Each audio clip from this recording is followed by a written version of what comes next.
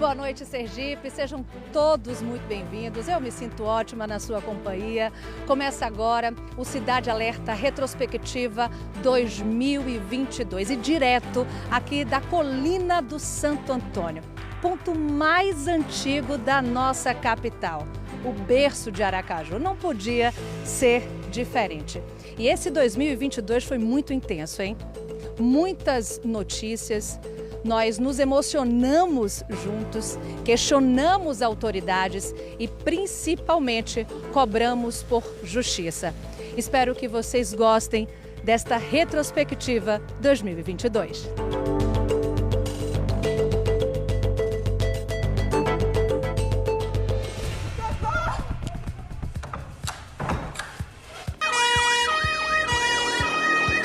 Ele só não me machucou mais, não conseguiu mais, porque graças a Deus eu soube me defender.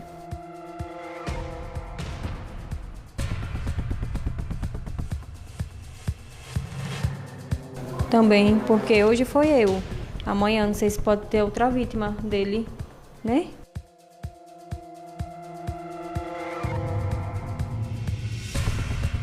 Bota a mão na cabeça!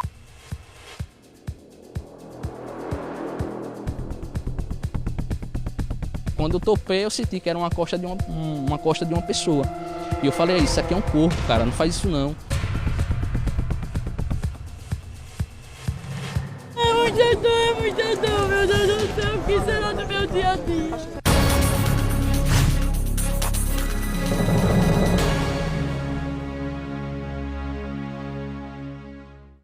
O feminicídio foi pauta constante. Somente este ano, 18 mulheres foram assassinadas no estado, de acordo com a Secretaria de Segurança Pública de Sergipe. O número é extremamente preocupante. O crime tem as mesmas características. Ex-companheiro, inconformado com o término do relacionamento, acaba tirando a vida da mulher. O resultado? Famílias órfãs, com traumas, com dor da perda, que nem mesmo o tempo é capaz de apagar. Tragédias muitas vezes anunciadas, que precisam de mais eficiência do poder público e conscientização de toda uma sociedade.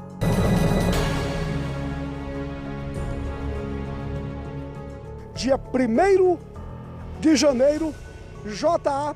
foi até a casa de Márcia Erlane argumentando que tinha umas vasilhas para serem entregues. Resultado, quando Márcia Erlane abriu a porta, ele correu para cima dela com uma faca em punho, uma faca peixeira, e desferiu diversos golpes, e ela caiu na porta de casa numa poça de sangue. Ela não resistiu aos ferimentos e veio a óbito.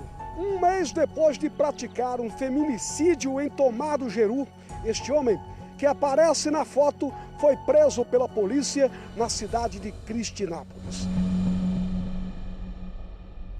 7h da manhã, loteamento Itacanema 2, no Parque dos Faróis, em Nossa Senhora do Socorro. Um homem invadiu uma casa e começou a atirar a esmo.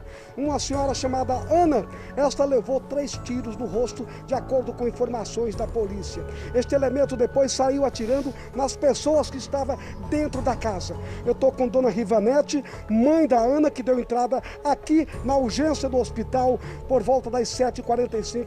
Dona Rivanete, me conte tudo o que se passou hoje pela manhã na sua casa lá no Itacanema. Hoje pela manhã eu ia sair para trabalhar. E aí meu genro chegou, o namorado de Joana, chegou para pegar ela para o trabalho. E esse outro rapaz que atirou na minha filha, ele era patrão dela. E ele chegou dizendo que queria conversar com ela. E ela já tinha me dito que não queria conversar com ele porque ele já tinha ameaçado ela de morte. Então ela disse, mãe, eu não quero falar com ele. Tem uma sopa dele aqui, a senhora entrega a ele. Eu fui entregar a sacola a ele, ele disse, não quero sacola não. Eu quero é falar com ela. Eu disse, mas você não vai entrar porque ela não quer conversar com você. Ele disse, já que ela não quer conversar comigo, ela vai ter que morrer. E ele já entrou, invadiu minha casa já atirando. Já do primeiro portão ele começou a atirar e entrou atirando nela, até que ela caiu no tapete e ele deu mais 3 tiros no rosto dela. E saiu depois atirando na minha filha, no meu outro genro. Só que as balas que não tinha mais bala, ou então as balas não desviaram. E quando ele saiu, eu estava do lado de fora na garagem, ele disse, a senhora também vai ter que morrer. E ele atirou em mim, E eu creio que não saiu, mas não tinha mais bala, então por isso que ele não me atingiu. Tentativa de feminicídio na cidade de São Cristóvão. Um homem seguiu a mulher, que foi até uma escola matricular o filho. Na saída, ele fez a abordagem. De faca em punho, após derrubar, estava dando os primeiros golpes, quando de repente a polícia apareceu assim, num ato milagroso, como as pessoas estão dizendo nas redes sociais, e então imobilizou o homem e prendeu. Se a viatura demorasse 10 segundos a mais, eu acredito que essa senhora estaria agora morta.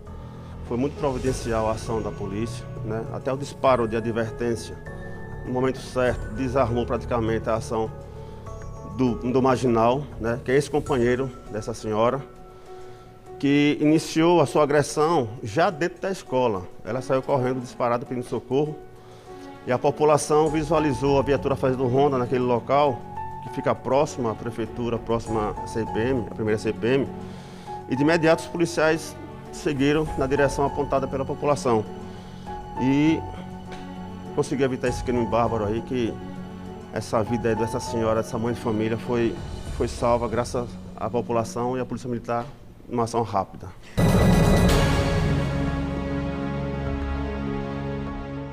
Uma cena da mais pura covardia foi flagrada por uma câmera de segurança de uma residência da rua João Mascarenhas de Moraes, na cidade de Aquidabã. Este homem de motocicleta, ele segue uma senhora que está acompanhada com uma filhinha de aproximadamente 4, 5 anos de idade. Em determinado momento, ele para a motocicleta e passa a espancar violentamente esta mulher. Vejam o desespero da criança sem nada poder fazer, só vendo a mãe sendo espancada por este homem.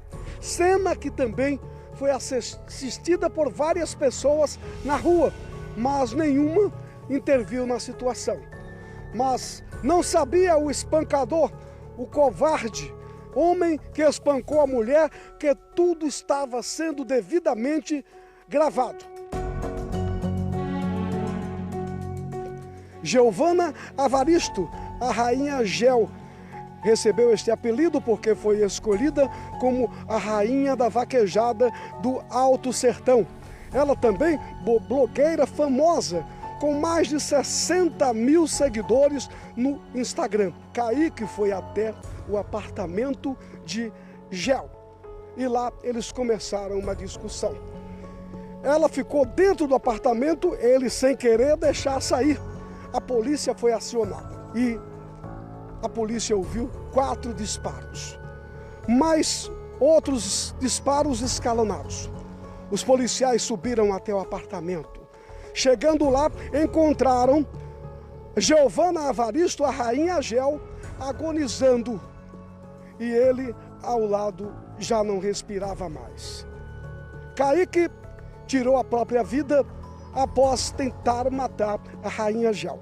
Este crime chocou a sociedade de Nossa Senhora da Glória. Dione Santos, de 37 anos, era casado com Franciane Luzia Alves Tavares, de 36. Juntos, construíram uma família e tiveram um filho que hoje tem 7 anos de idade. O casal apaixonado tinha um ponto comercial na Grande Aracaju, onde residiam. Rua A, loteamento Madre Paulina, bairro Rosa Elze, município de São Cristóvão. A residência de número 125, esta aqui. De acordo com as primeiras informações, um homem conhecido como John teria se armado com uma faca e partido para cima da esposa, conhecido como Fran. Desferiu vários golpes de faca nela, que infelizmente morreu ali nos fundos da residência. Policiais que passavam pelo local vieram atender a ocorrência e partiram para cima do homem. E ao chegar exatamente aqui, ele, com a faca, tentou agredir um dos policiais, que reagiu, feriu o homem, que infelizmente não resistiu aos ferimentos e veio a óbito.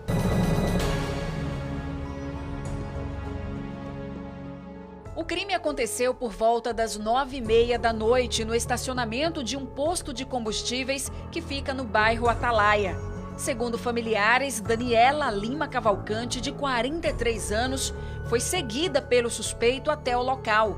ela teria terminado o relacionamento e ele não aceitava. Imagens de câmeras de monitoramento do posto mostram o momento em que o homem sai do carro da vítima, caminha tranquilamente, entra em outro veículo que estava estacionado ao lado e vai embora. Ele foi identificado como Valfran Alves dos Santos, de 43 anos. Após atirar em Daniela, Valfran foi para a residência onde morava no conjunto Franco Freire, zona de expansão de Aracaju, e ateou fogo no imóvel, que ficou parcialmente destruído. O corpo de bombeiros foi acionado e conseguiu evitar que o fogo atingisse imóveis vizinhos. Valfran estava escondido bem aqui, dentro deste tonel. Ele foi preso em flagrante por crime de feminicídio.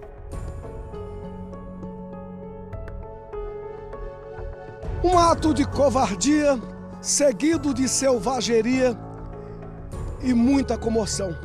O cenário foi o povoado Gameleiro, na cidade de Lagarto. Um homem estava separado de uma mulher, a qual ele maltratava muito. Ela tinha problemas mentais e resolveu se separar deste homem. Ele apareceu no povoado Gameleiro armado com uma faca. Queria a todo custo matar a ex-mulher.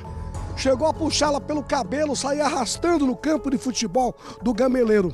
A irmã Edilene Santos interviu, correu atrás, segurou a irmã e tirou das mãos do ex-marido. Ele então, com a faca, golpeou Edilene Santos, a cunhada. Foi uma facada mortal no pescoço. E toda esta cena sendo assistida pelos 6 filhos da vítima, que entraram em pânico, gritaram, pedindo socorro pela mãe que esvaía-se em sangue. Policiais do 7º Batalhão foram chamados. Quando chegaram ao local, já encontraram um SAMU dando atendimento à vítima que estava em óbito.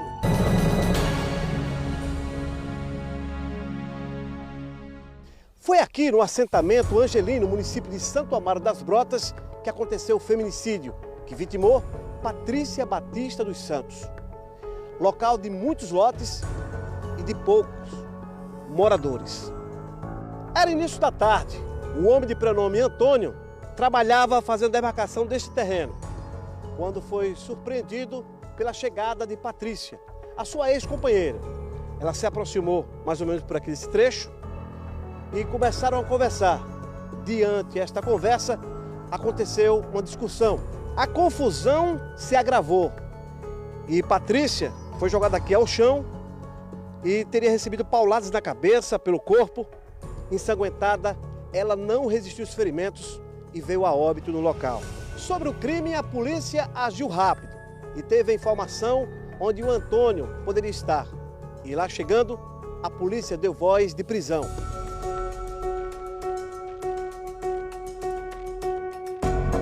Mais um feminicídio registrado no estado de Sergipe. Um crime com requintes de perversidade que teve como local o povoado Cocal, município de Indiaroba, na região sul do estado de Sergipe. Tamires Santos, 20 anos de idade. Ela foi assassinada com vários golpes de faca pelo ex-marido que queria reatar. Ela não queria porque sabia que estava sofrendo muito e voltar para o ex-marido seria sofrer mais ainda.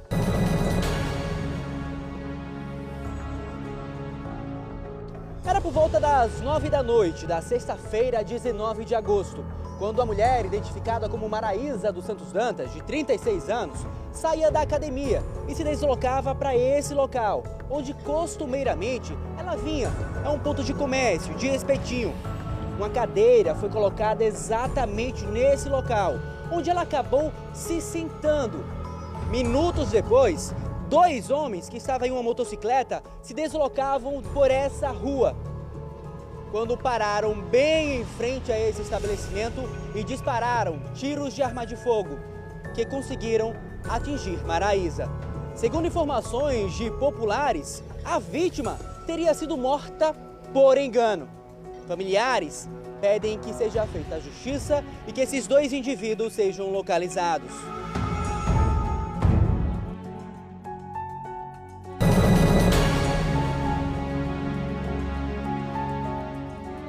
A tentativa de feminicídio aconteceu aqui no Complexo Taiçoca, município de Nossa Senhora do Socorro.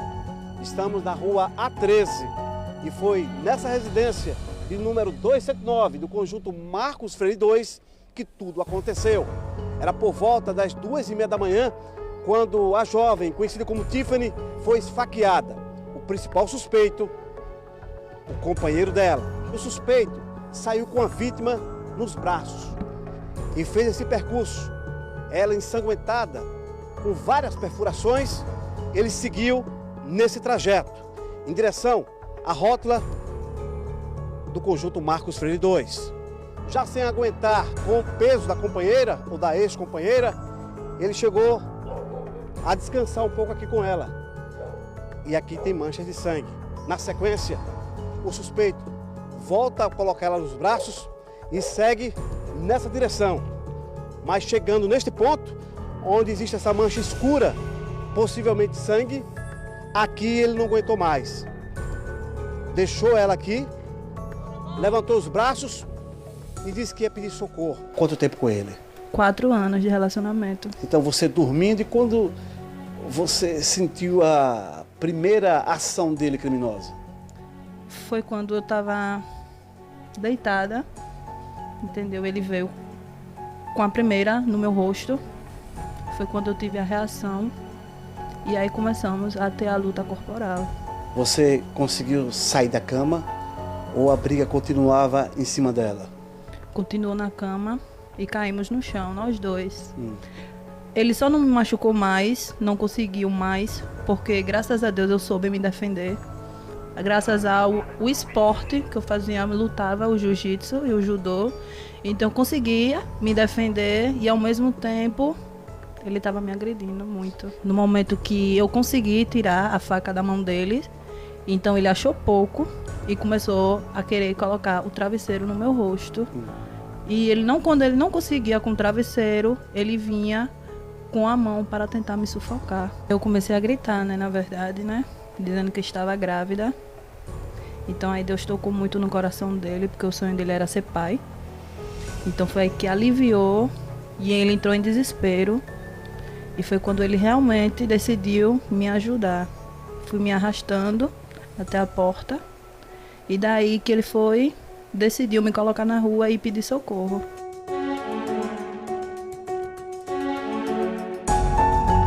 Ela tomou a iniciativa de, em maio deste ano, procurar a justiça para acabar com aquela medida restritiva entre ela e Cleverton. Ela queria voltar a morar com ele, fazer a família, reconstruir a família, criar as suas 2 filhas com o pai. Isso foi em maio. 3 meses depois, ele mostrou que não tinha se recuperado, que era o mesmo Cleverton de antes. Ele voltou a espancar Taislane. Ela chamou a polícia. A polícia esteve no local, mas ele fugiu. Ela aproveitou, com medo que ele voltasse, fez a sacola, pegou as 2 filhas e foi dormir na casa da mãe.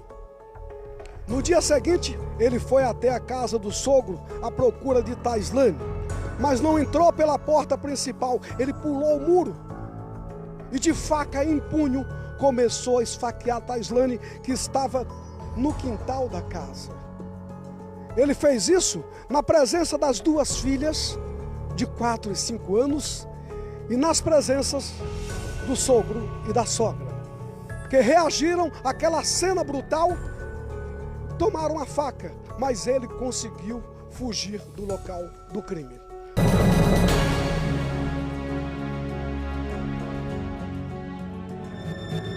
A foto mostra Caroline Vitória momentos antes de ser assassinada. Ela fez a postagem na academia, sem saber que seria a última. O crime aconteceu nesta casa, na rua 16, no conjunto João Alves Filho, em Nossa Senhora do Socorro.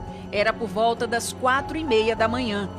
Caroline Vitória Soares de Souza tinha 20 anos e foi morta a facadas na frente da filha de apenas 6 anos. Vitória era natural de Pernambuco e morava nesta casa há cerca de 1 ano, com uma irmã e a filha de 6 anos. E estava em processo de separação do companheiro, que não aceitava o fim do relacionamento.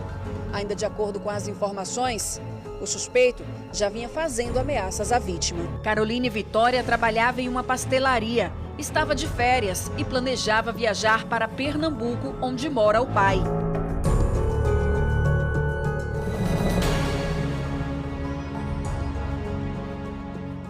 Dez horas da manhã, um homem com uma farda de vigilante, com uma arma em punho, entra aqui no Senai, no Distrito Industrial de Aracaju. Ele vai direto para a secretaria do Senai. Lá ele dispara 3 tiros contra a sua ex-esposa. A polícia foi acionada, a guarda municipal foi quem chegou primeiro, conseguiu prender o homem em flagrante.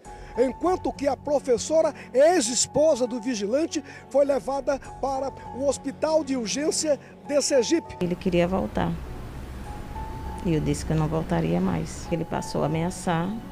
E aí foi quando eu resolvi prestar uma queixa e consegui a medida protetiva. Eu estava na minha sala, quando de repente ele entrou, invadiu a sala, pediu para todo mundo baixar a cabeça. E aí ele, com poucas palavras, disse que ninguém se metesse, que o problema era comigo. Eu pedi calma para ele, para a gente conversar. Ele disse que não, que eu tinha dado parte dele. E aí ele puxou a arma e disparou os 3 tiros. E você? Sentada eu estava, sentada permaneci. Me defendi com o meu braço e depois, no terceiro disparo, eu me escondi debaixo da minha mesa. Aí ele saiu da sala. Foi quando alguém entrou, fechou a porta, o pessoal desesperado na sala, gritando. E depois eu não sei mais o que aconteceu. De repente a polícia entrou, eu pedi socorro. Foi a rádio patrulha? Isso. Como a SAMU estava demorando, eles resolveram então me tirar e prestar o socorro, porque senão eu não iria aguentar.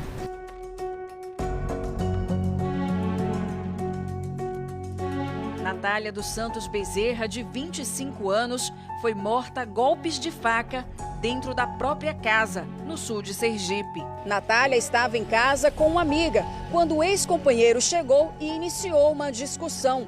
Ela estava com a filha de 4 anos no colo quando foi esfaqueada. A jovem chegou a ser socorrida para o hospital de Boquim, mas não resistiu. Segundo a irmã, o outro filho de Natália, um menino de 9 anos, ouviu a confusão e quando chegou em casa, encontrou a mãe ferida. Meu sobrinho que foi chamar minha mãe para falar que a mãe dele... O menino também estava em casa. Não, ele escutou a briga e foi lá. Segundo a polícia, o principal suspeito é o ex-companheiro da vítima, identificado como Genis Cleverson. Ele é o pai da criança mais nova e não aceitava o fim do relacionamento.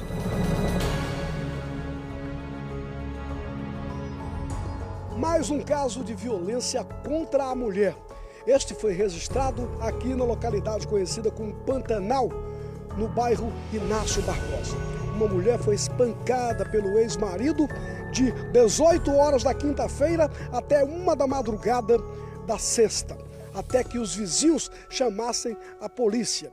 Quando a polícia chegou para fazer a abordagem, o homem, o espancador, conhecido como Dupix, correu pelo fundo. Ficou pedindo para que eu tirasse a medida protetiva, que eu já tinha feito em outubro, e pedindo para voltar, porque ele disse que queria criar os filhos dele. Só que eu disse que não dava mais por conta dessas agressões, que eu vinha sofrendo e eu sabia que ele não ia mudar. Qual o seu sentimento hoje diante desse homem com quem você teve 2 filhos e acabou assim de forma trágica?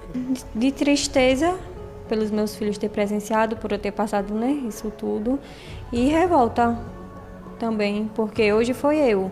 Amanhã não sei se pode ter outra vítima dele,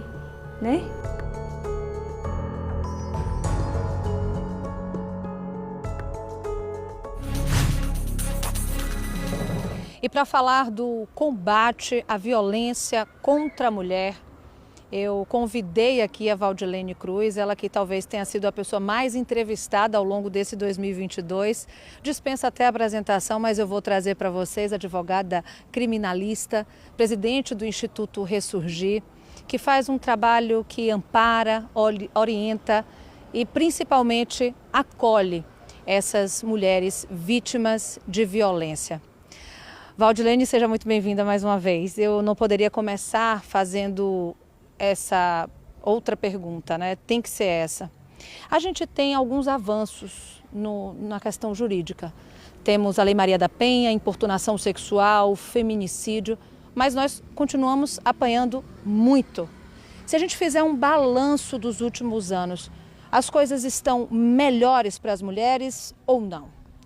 Olha, Mariana, sem dúvida nenhuma, a gente teve avanços efetivos. Uma das maiores provas a gente está aqui, pautando esse assunto. Quando é que você ia ver, há 20 anos atrás, a gente falando sobre esse assunto? Aquela história, né, de briga de marido e mulher, ninguém mete a colher, que as pessoas não sabem diferenciar o que é uma briga de marido e mulher, né? Briga de marido e mulher não tem crime.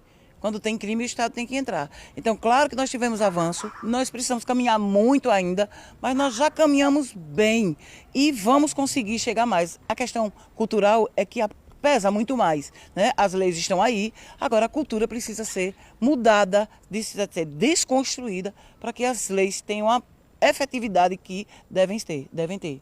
Nós assistimos agora na reportagem, né, o trabalho da polícia em combate ao feminicídio. A gente mostra também, muitas vezes, familiares que tentam amparar essas mulheres de alguma forma. Mas eu acho que o trabalho do Instituto Ressurgir, que vem paralelo à família, que vem paralelo à polícia, também é importante, porque essa mulher muitas vezes não quer falar nem com conhecido, né?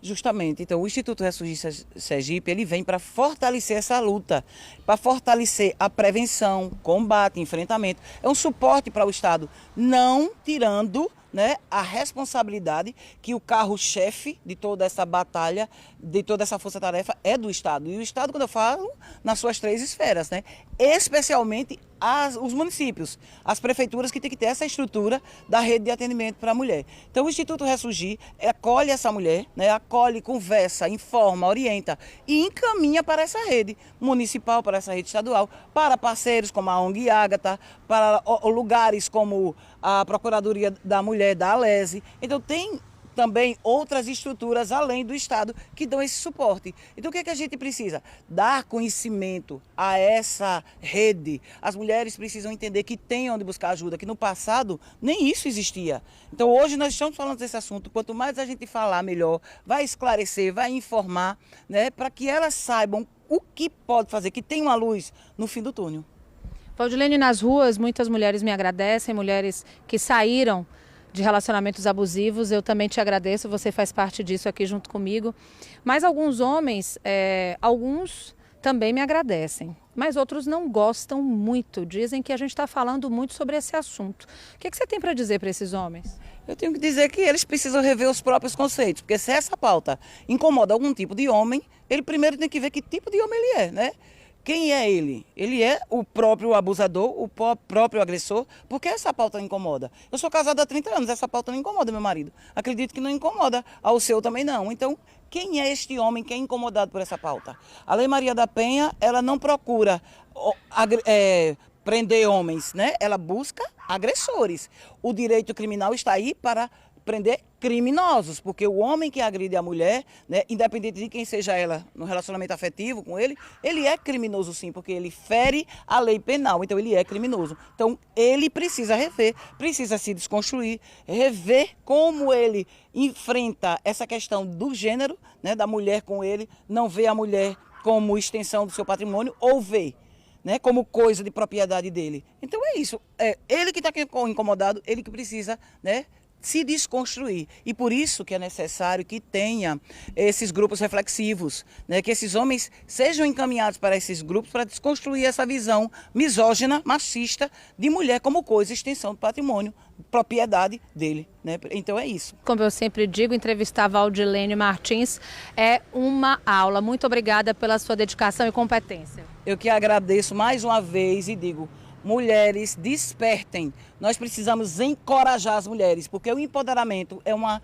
questão mais ampla, né? Precisa de uma mudança de comportamento social, inclusive do homem. E o encorajamento não. Uma sobe e puxa a outra, literalmente. Nós estamos juntas. Procura o Instituto Ressurgir, que a gente está lá para lhe ajudar. Vamos para um rápido intervalo. O Cidade Alerta Retrospectiva 2022 volta já. Fica na cena, em alerta comigo.